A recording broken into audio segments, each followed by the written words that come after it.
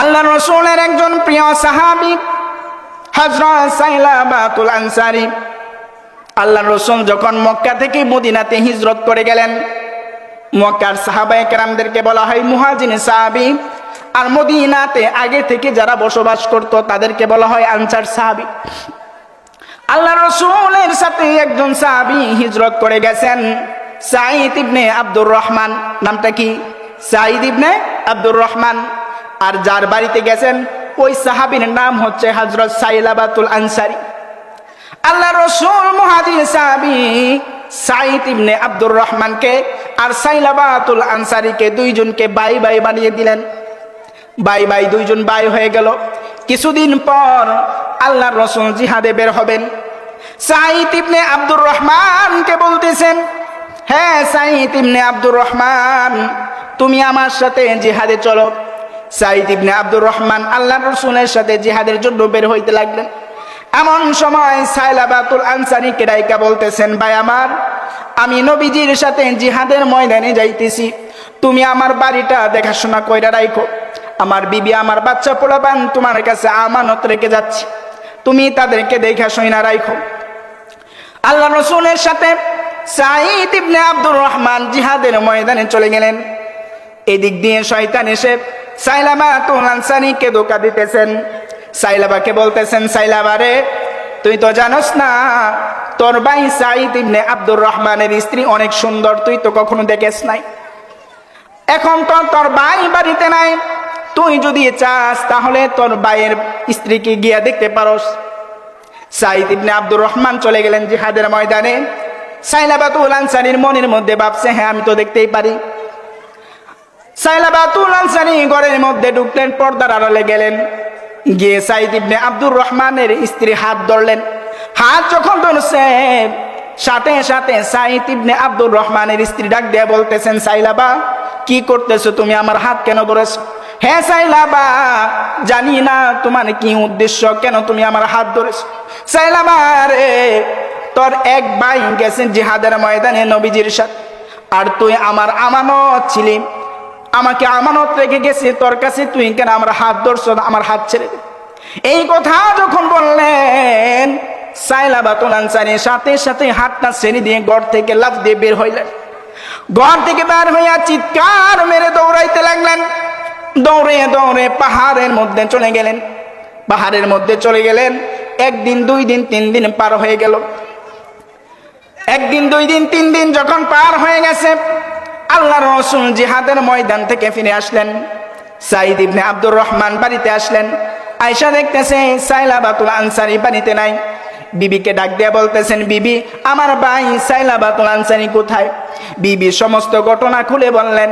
খুলে বলার পর সাঈদ ইবনে আব্দুর রহমান ঘর থেকে বের হইলেন সাইলাবাকে খোঁজার জন্য।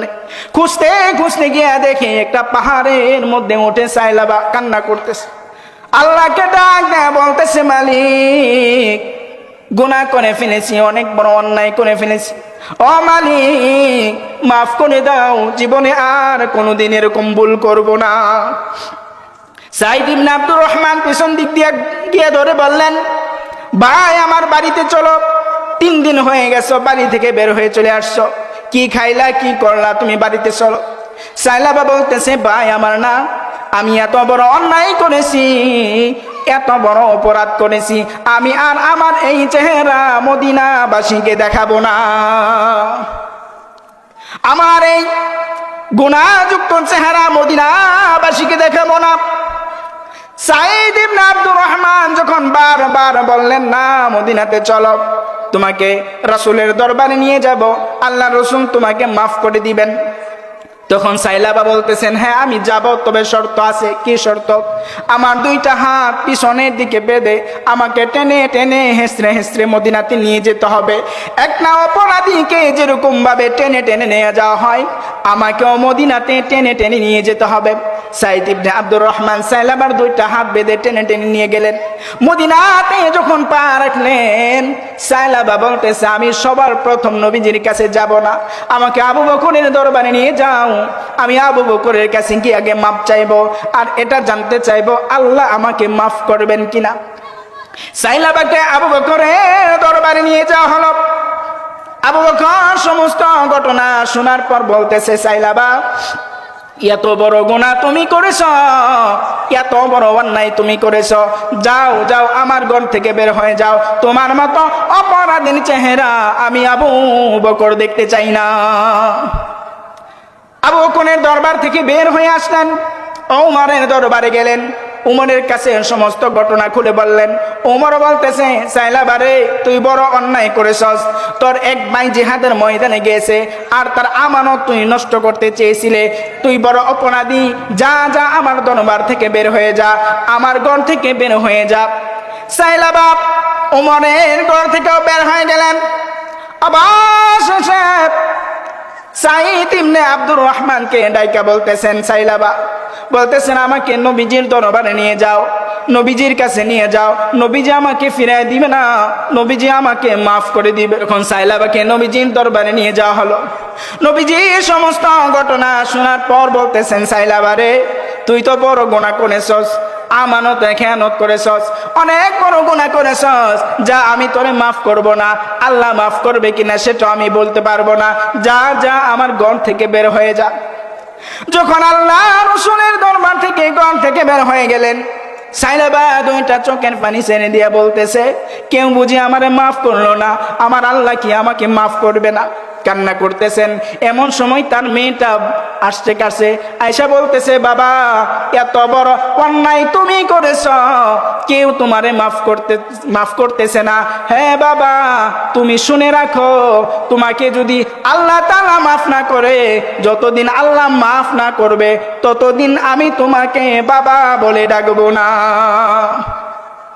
নিজের মেয়েও যখন এই কথা বলে ফেলছে, সাইলাবাতুল আনসারী সাঈদ ইবনে আব্দুর রহমানের হাত থেকে ছুটে গিয়ে বলতেছেন, সাঈদ ইবনে আব্দুর রহমান, ছেড়ে দাও, ছেড়ে দাও, এই মদিনায় আমি আর থাকবো না, যতক্ষণ পর্যন্ত আমার মালিক আমার রব আল্লাহ আমাকে মাফ না করবে ততদিন পর্যন্ত এই চেহারা কোনোদিন মদিনাতে দেখাবো না।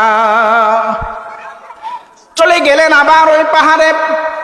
কয়েকদিন পার হয়ে গেল, সাঈদ ইবনে আব্দুর রহমান অসহায়ের মতো বাড়িটা চলে গেছে। এদিক দিয়ে সাইলাবা কান্না করতেছে।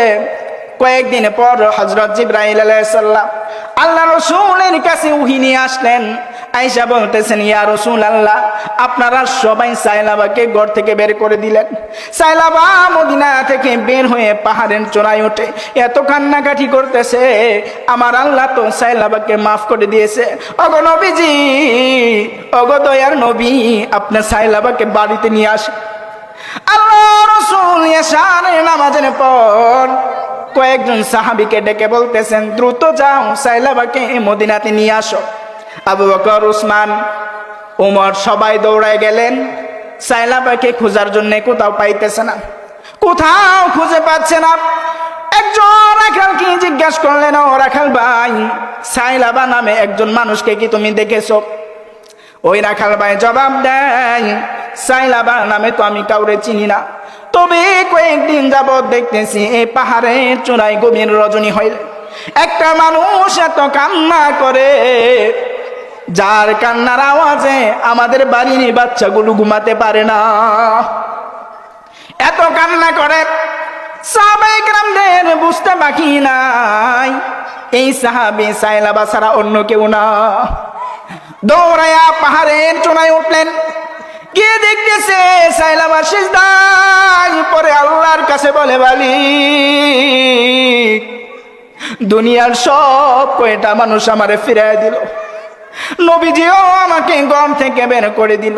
ওগো মালিক, ও আসমানের মালিক, ও জমিনের মালিক, চন্দ্র সূর্যের মালিক, তুমি ছাড়া আমার কোনো রব নাই, আমি ছাড়া তো তোমার অনেক বান্দাস, আমারে যদি তুমি মাফ কইরা দাও, কারো কাছে তোমার জবাবদিহি করতে হবে না, তুমি যদি আমারে মাফ নাও করো তাইলেও কারোর কাছে জবাবদিহি করতে হবে না।